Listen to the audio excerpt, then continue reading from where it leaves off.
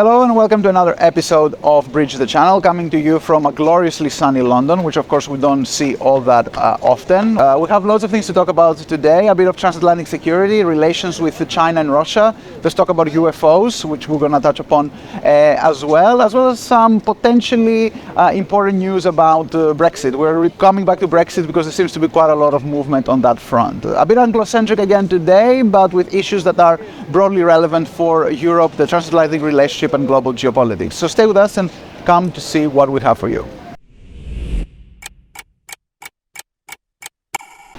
There's some moving pieces around international security, transatlantic security, as well as security towards or against, you can use whichever word you prefer, Russia and China the last couple of weeks. Things are definitely going to get much more interesting in the next few weeks and months.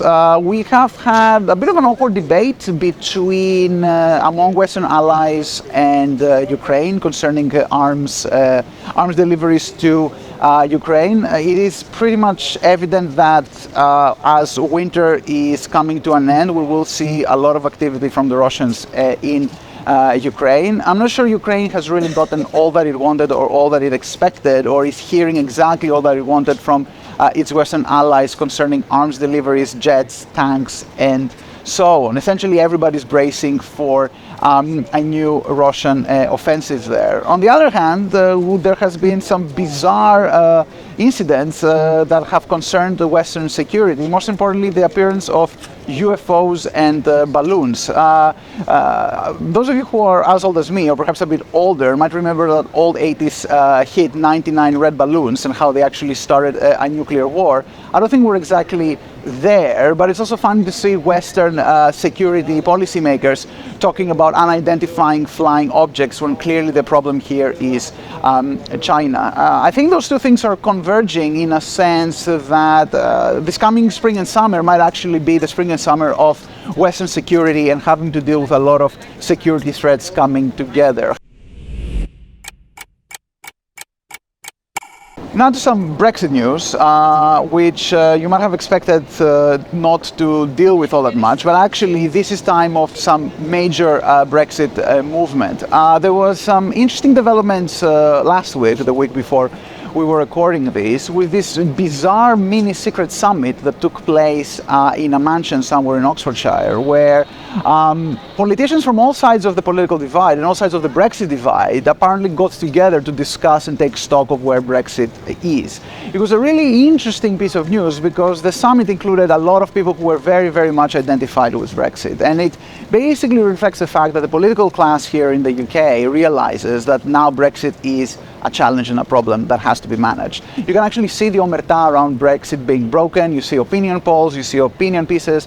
People really are revisiting this decision because it impacts so much on so many questions of political and economic governance currently. I think the current government is really trying hard to avoid actually agreeing that it has a problem in its hands with Brexit, and the future Labour government knows that it will have to manage this issue as well. To my mind, it seems that there is clearly a political push for doing something around Brexit. Of course, the Northern Ireland Protocol is the number one issue now.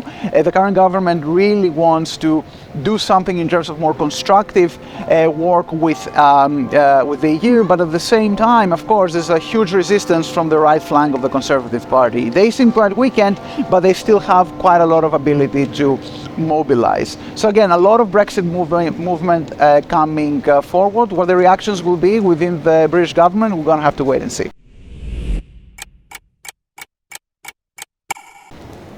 So that was another episode of Bridge the Channel with, I would say, a transitional episode. There's quite a lot of stuff happening right now, and we're trying to understand the moving pieces. Again, as I said, quite a lot of things to worry about European security and also Brexit. I think in the coming episodes we will be talking quite a bit more about Turkey, as we want to take stock of the devastating consequences of the earthquake there, but also the political consequences of it. Let's not forget there are elections coming up in Turkey. For everything from Brexit, UK-EU relations, European security, transatlantic security, and all the rest of it, of course, you can come to Bridge the Channel and the Martin Center for your analysis. Until next time, take care.